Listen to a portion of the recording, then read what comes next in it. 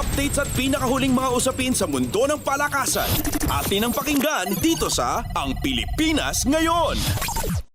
Madaling dinispatcha ni dating 3-division champion John Riel Casimero ang kanyang kalaban na si Saul Sanchez pagkatapos ang paghinto ng laban sa unang round pa lamang ng kanilang 10-round bout na ginanap sa Yokohama Budokan sa Japan.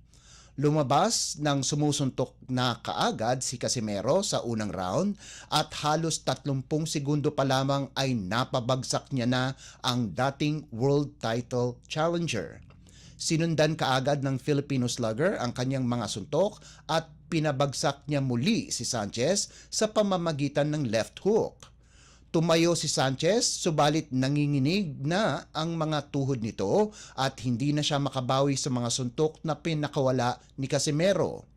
Dahil sa hindi na ito makalaban, hininto ng referee ang laban at binigay kay Casimero ang technical knockout win sa 2 minuto at 41 segundo ng round 1. Dahil sa panalo, napaganda ni Casimero ang kanyang professional boxing record sa 34 na panalo, 4 na draws at 1 talo na may 23 knockouts.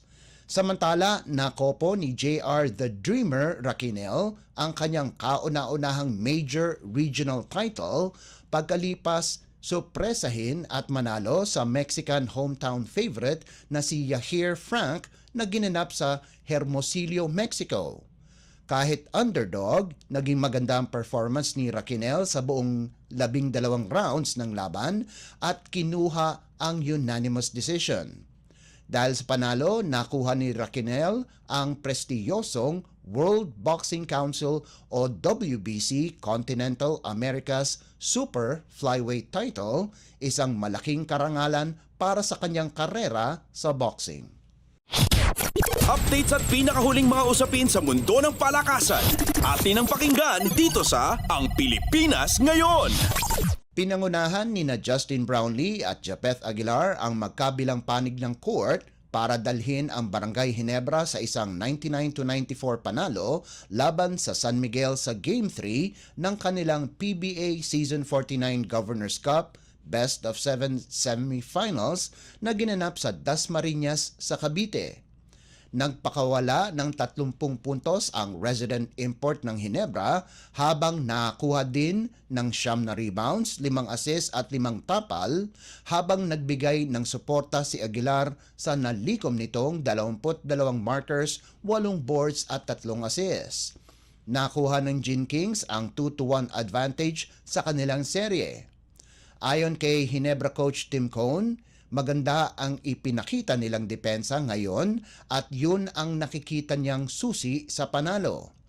Nag-ambag din sina Maverick Ahanmisi at Stephen Holt sa panalo ng Ginebra sa nagawa nitong 15 puntos at 11 puntos ayon sa pagkakasunod. Sa kabilang panig, nagpakawala si Beerman Import EJ Anosike ng game high na 32 puntos habang nalimitahan si 8-time most valuable player Junmar Fajardo sa 12 puntos.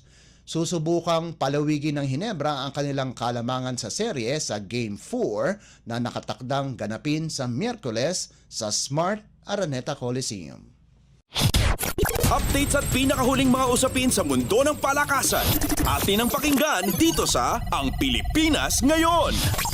Hindi naging balakid ang pagkawala ni star player Tony Inot para sa De La Salle College of St. Benilde kung saan ipinakita nito ang kanilang malalim na rotasyon sa backcourt para kunin ang 91-85 panalo laban sa San Sebastian College Recoletos sa NCAA Season 100 na ginanap sa Phil Oil Eco Oil Center. Kahit hindi naglaro si Inot dahil sa isang injury, nagawa din ng Blazers ang kanilang trabaho sa kaparehong koponan na muntikan na silang talunin sa first round at pagandahin ang kanilang record sa 8-2. Mula sa bench, ipinakita ni Ian Torres na kaya niyang punan ang pagkawala ni Inot kung saan nagtapos ito ng may 13 puntos, 8 ay nanggaling sa importanteng fourth quarter habang kumuha din ng 4 na rebounds at 3 assists at nakapag-ambag naman si Matthew Ollie ng 12 markers, 2 boards at 1 assist. Nanguna naman si Aden Liwag sa scoring department ng Blazers na nalikom nitong 18 puntos. Sa kabilang banda, bumagsak naman sa 2-8 record ang Stags kung saan ito na ang kanilang ika-8 sunod-sunod na pagkatalo. Nagustuhan naman ni Benilde head coach Charles Chiu ang ipinakita ni Torres at sinabing maganda ang kanyang ginawa para maging organisa ang koponan.